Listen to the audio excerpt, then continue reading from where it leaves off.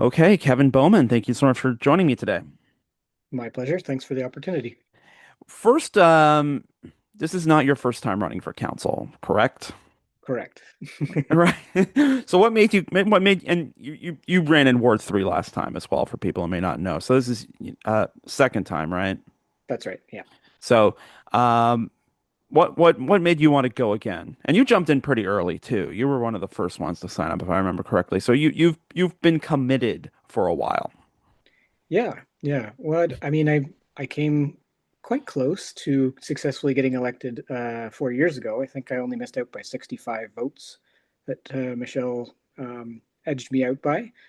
Um, and, that was on the one hand frustrating to come that close and not win, but it was also pretty gratifying to see that, like, okay, there's people in the community who obviously liked what I had to say and thought that I would be good for the position. Um, and so, yeah, pretty much from the get-go, like after the election results from 4 years ago, I was like, okay, I'm probably going to do this again. So in no way has like and I've talked about this with Michelle and other counselors. The job changed quite a bit between 2022 and where we're sitting today. None Mm, of that was dissuasive at all, like sort of like, strong mayor powers, the province, making grand pronouncements on Friday before changes have to go into effect on Monday, and mm. Doug Ford, telling us to rip out bike lanes and so on and so forth. That's made you want to double down despite that. Yeah, yeah, it kind of did.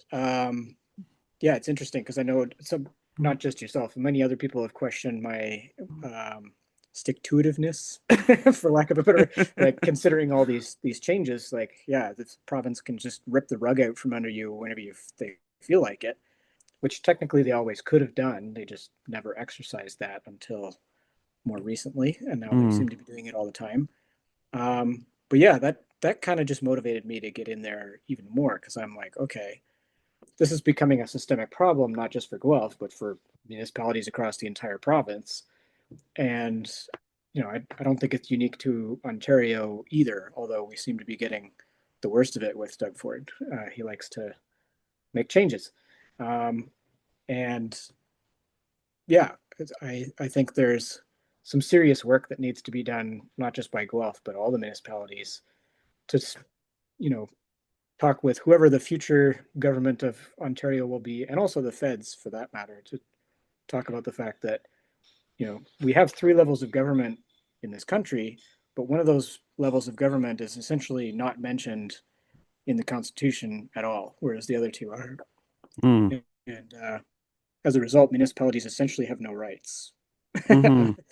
uh, the province can do whatever they want, and the municipalities just have to live with it. And that seems like a recipe for chaos and disaster to me. So I don't think that can stay the way it is. It's going to have to change at some point.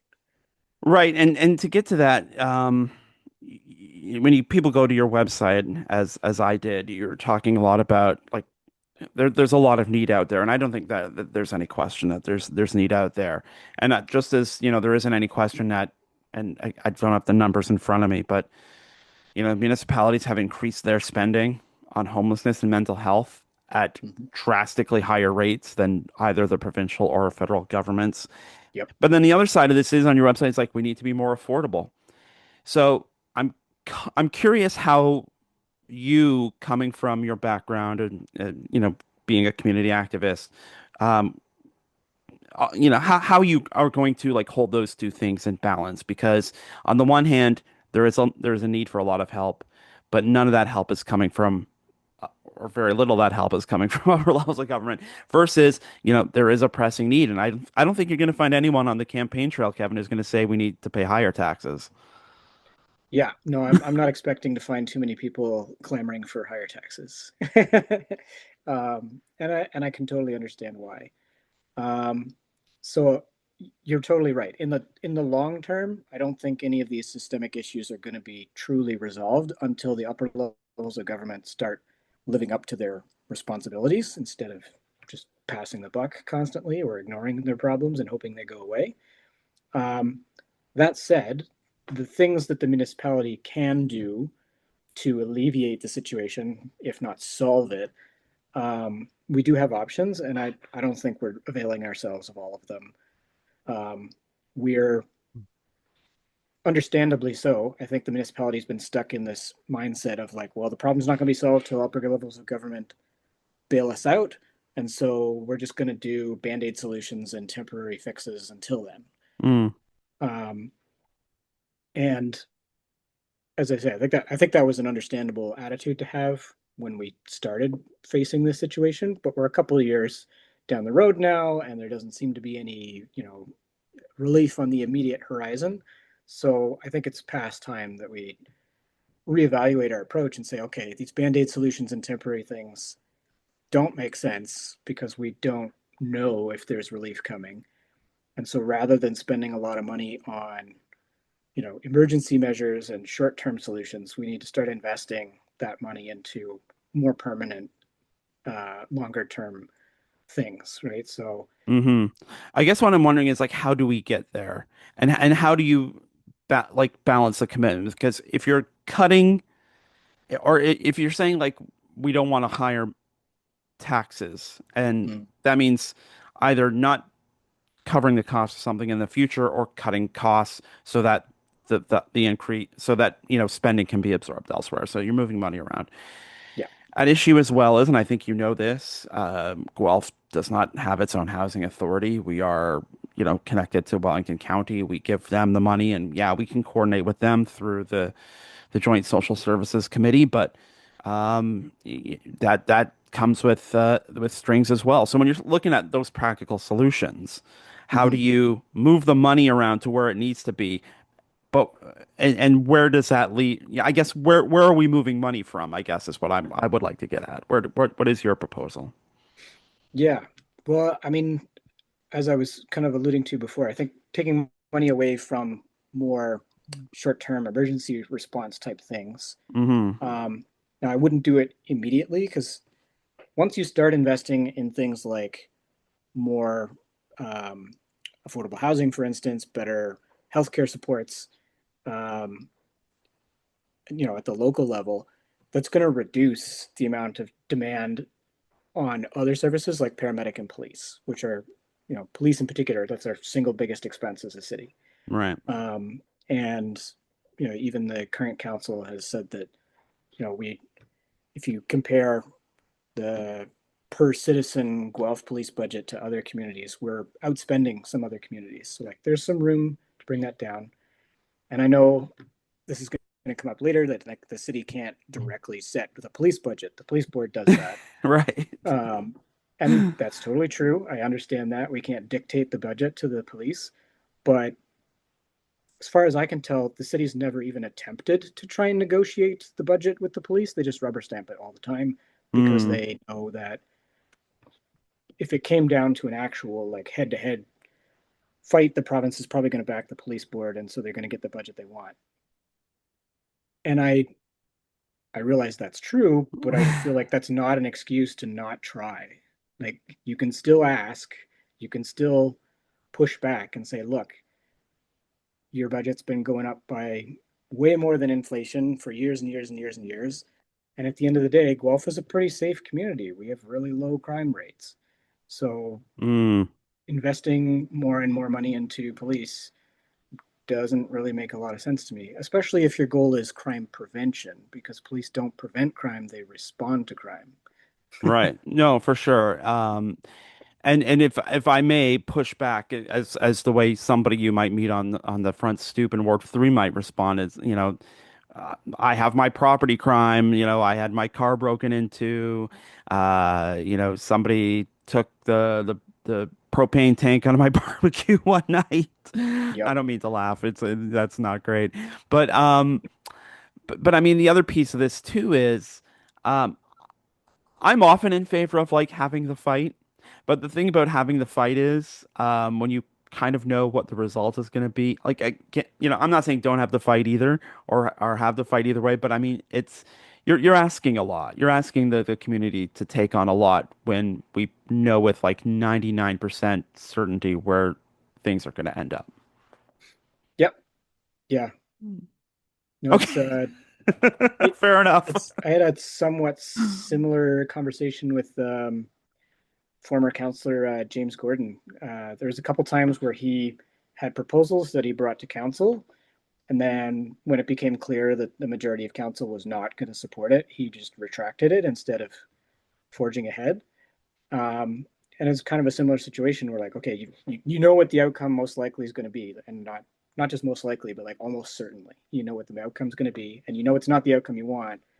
So should you continue putting time and effort into this thing?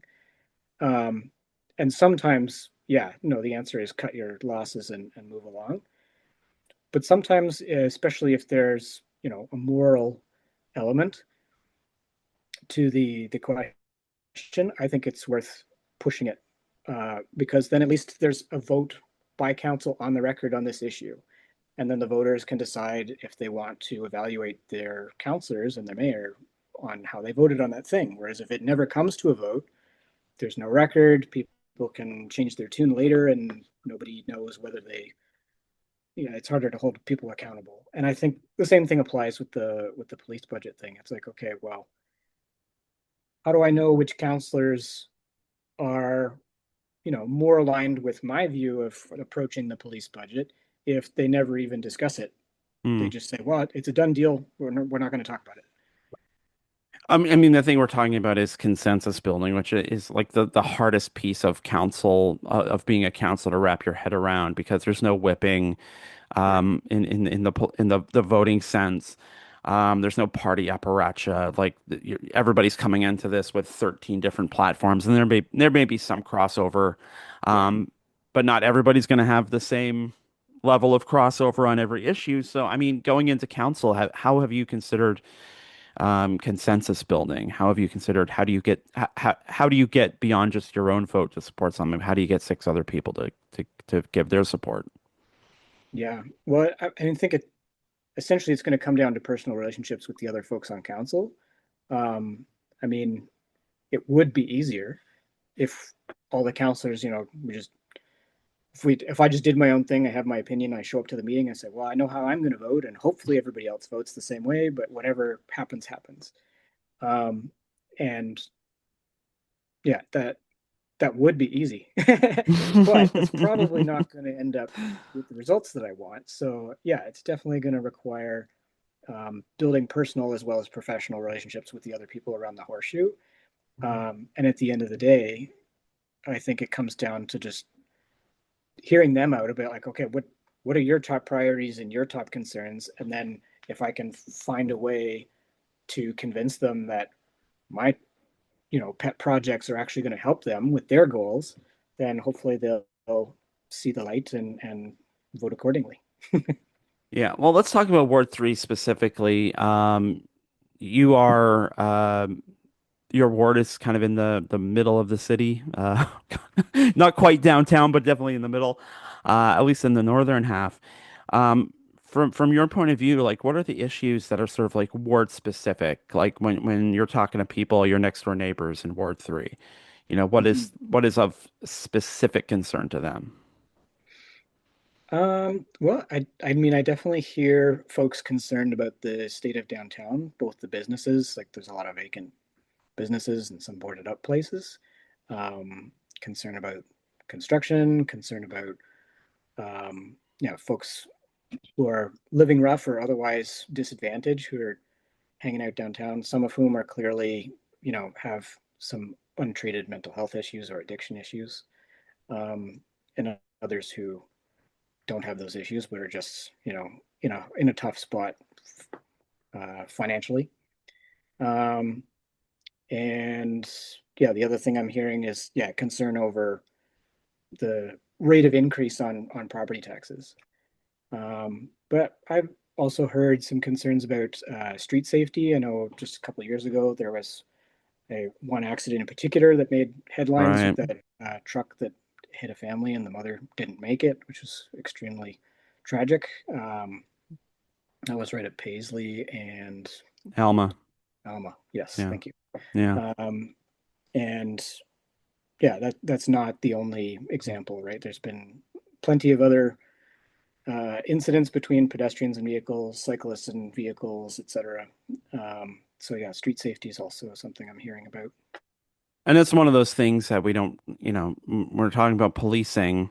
We think a lot about the property crimes, the personal crimes, assaults and things like that. And, because there's so much going on at that end of it, we don't get around to, and because of, again, provincial changes that don't let us put inanimate objects on on that issue. The speeding, the traffic issues, the people not following the traffic rules tend to fall to the bottom of the priority list. Yeah, yeah. No, it's yeah, it was a shame that that particular tool of the speed cameras was taken out of our toolbox because it was obviously effective. Like there's a ton of studies to show that it was working. Hmm. Now that they're gone, it's those safety improvements or speeding improvements are disappearing.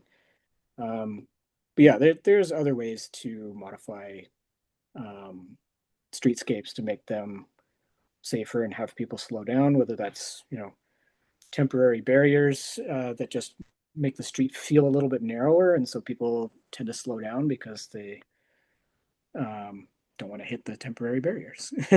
Or you can use those same temporary barriers to put a little bit of a weave into the road as it travels, and that will slow people down as well. So there's other options. We can make it work.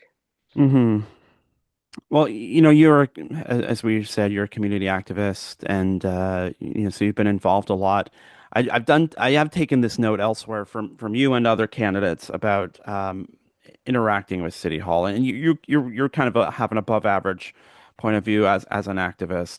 So let me ask you this then. Uh, on the inside, should you happen to get elected and be on the inside, how do you propose to improve that transparency and interactiveness between City Hall and the citizens? How, given your experiences, how would you change things?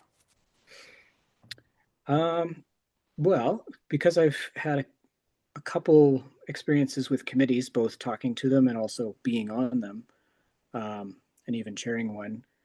Um, yeah, one of my frustrations um, is the seeming ease that the council can just kind of dismiss committee recommendations or reports or what have you. Hmm. Um, and on the one hand, I'm like, okay, well, council is council. They are the final decision making body. They're the ones who are setting the budget. So should they have the authority to ignore committees? Yes, but I don't think it should be quite so easy.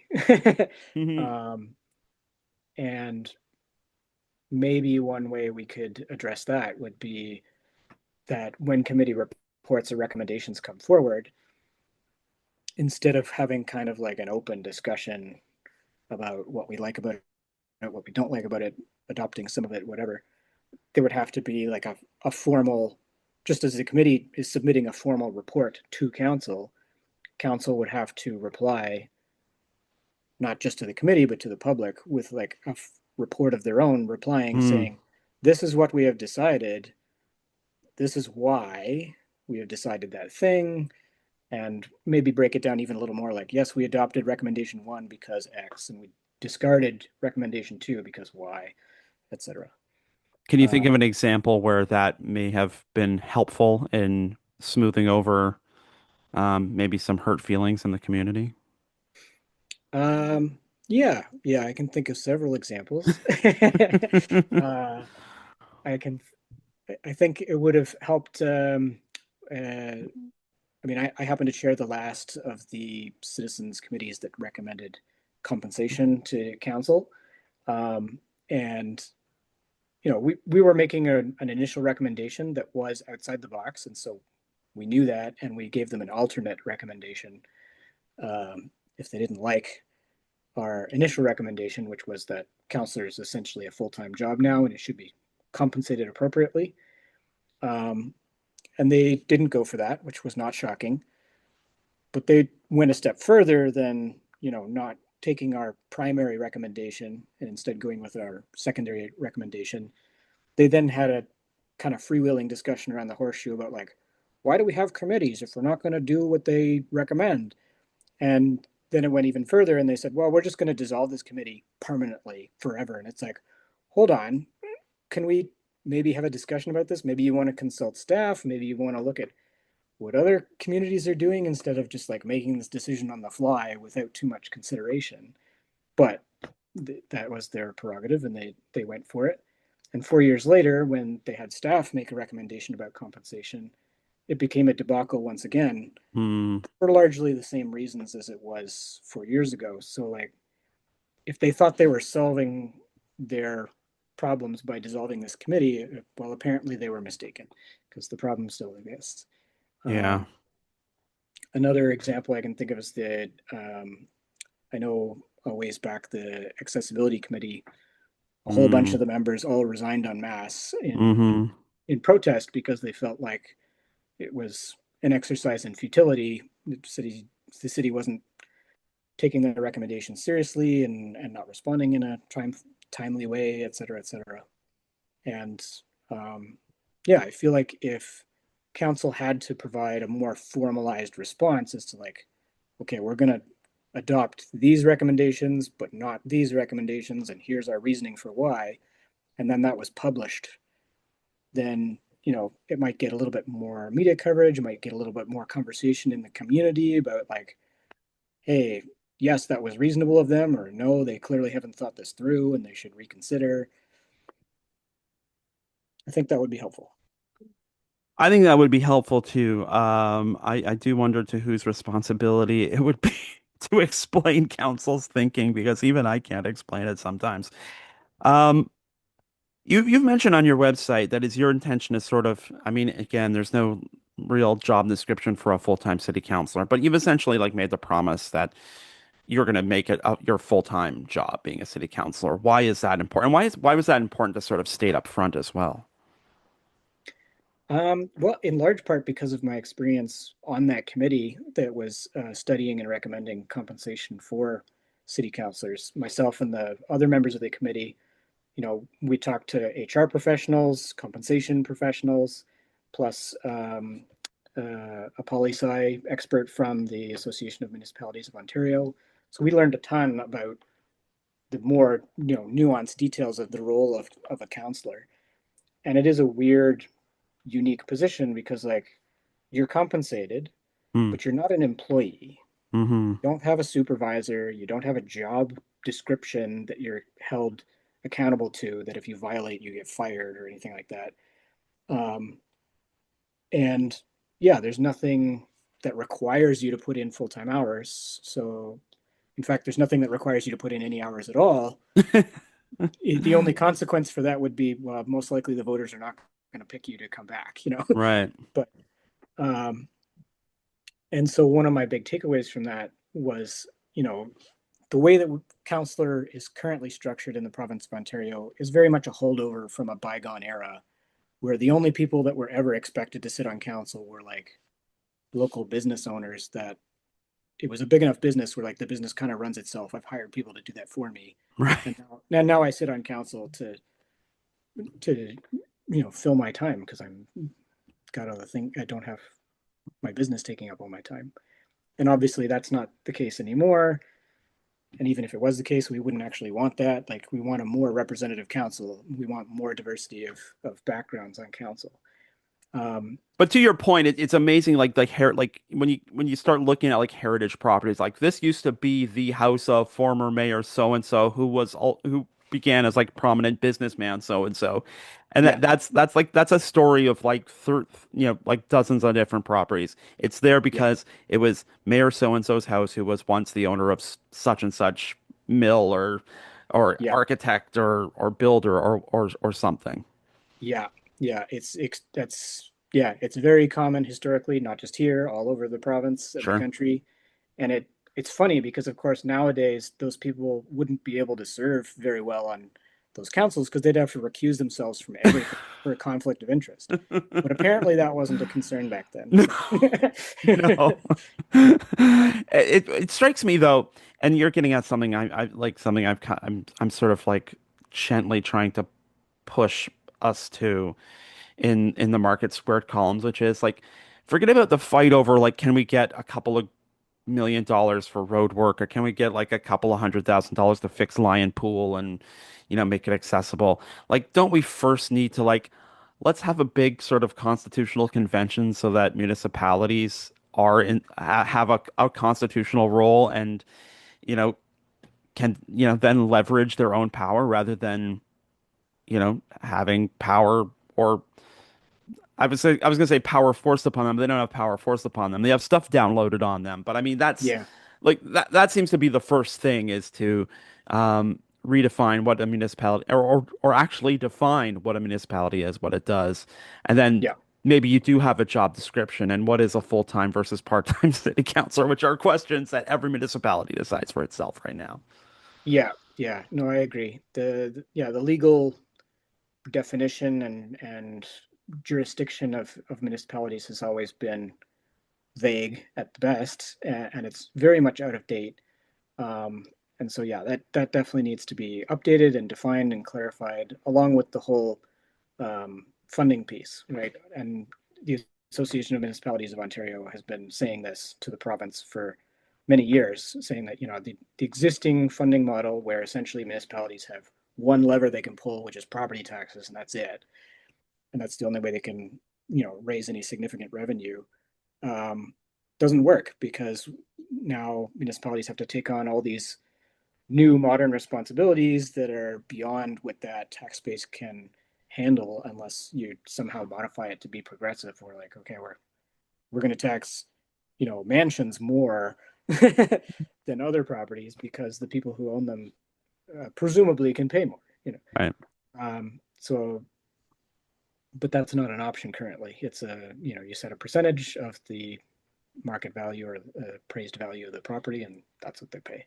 Yeah. Um, so yeah, there definitely needs to be some renegotiation there. Yeah, well, we've talked a lot about what you want to do as a city councilor, or in other words, what people are going to get out of you as a city councilor. I want to flip it around though and talk about what you personally are going to get out of being a city councilor. What's in it? The long hours, the constant complaints, the emails about the next door neighbor's dog. What does Kevin Bowman get out of this 4-year commitment to be a city councilor? I mean, I think I'm going to enjoy, at least if my experience on that committee and in on various boards is any indication. I do enjoy governance type activities, for lack of a better way of putting it. Um, but also, I mean, my main motivation is just, as you mentioned, I've been highly active in a bunch of different community support organizations throughout the city, and they all do great work, and I know that they make life better for lots of people. Um, but the city has more levers and more influence if it chooses to use them, uh, Hmm. to use it to make life better. And um, yeah, I think I have something to contribute there where I have some ideas that I consider outside the box that I have proposed to uh, city council, and I haven't gotten too much of a warm response because in some cases councillors have told me that they think, well, that's too outside the box. Hmm. Um, and maybe they're right. Maybe when I get in, I'll find out like, actually, yeah, that is too far outside the box because there's legal barriers or what have you. But I think it's worth the try. If you're not going to try, then you never know. For sure. And I will say that the job looks very different once you have it. I think that's true of a lot of jobs too. Yeah. Um, I always ask this of every candidate running, what is your issue? What is like important to you? And you don't want to leave the campaign trail without at least like talking about it. Like, Yeah.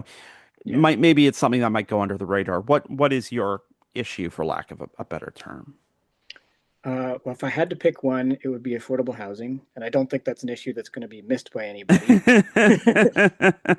um, but I think there needs to be a little bit of a reality check where for the past many years, we've been waiting for either the province or the feds or both to help us out with that. It doesn't seem to be coming anytime soon. Um, and also, the things we have been doing have been, trying to reduce development charges or uh, various ways of reducing the costs for the developers, those companies that are building things. But at the end of the day, I think we just have to be honest and say, like, historically speaking, the for-profit development sector has never built affordable housing, Hmm. and they never will because it's not profitable to do so. Right. And historically, the three levels of government knew this, which is why they put a bunch of funding into building not nonprofit housing, co-op housing, and the like throughout the 60s, 70s, and 80s, and a tiny bit of the 90s. They used to be funding and building thousands of nonprofit housing every year, and then they stopped.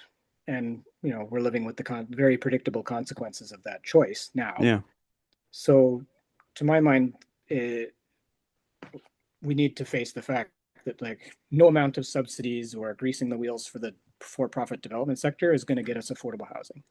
Mm. So we need to redirect that money into affordable housing ourselves, whether that's building new nonprofit housing, which I'm certainly not opposed to, but obviously that takes a while. There's a time thing. And also, the cost of building housing is way higher than it used to be. Hmm. So even if you are not trying to make a profit on the housing, you're still going to have to charge pretty high rents just to pay down the mortgage. Um, so I'm really interested in seriously exploring the city and or the county or both of them together or working together with some nonprofit to purchase existing purpose-built rental buildings away from for-profit operators and Hmm. operating them on a not-for-profit basis. Interesting. That could work. I'd be interested to see what the barriers are to that. But speaking of time things, we have almost reached the end of our time. But I want to wrap up by asking you to tell people if they're interested in learning more about some of the issues you're talking about, learning more about you, or Mm-hmm. anything about the world of Kevin Bowman. Where can you direct people? So my website would be the best place to start. It's kevin-bowman.org. And from there, you can find my email address, which is Kevin, the number four, Guelph at gmail.com. Please do email me if you have any questions or concerns. I'd like to think my website's pretty comprehensive, but of course, you can't write everything on a website. So if there's anything missing that people want to know more about, by all means, please contact me. It's certainly my experience. You can't write everything on a website. Goodness knows I've been trying. But Kevin Bowman, I thank you for your time today. Thank you very much.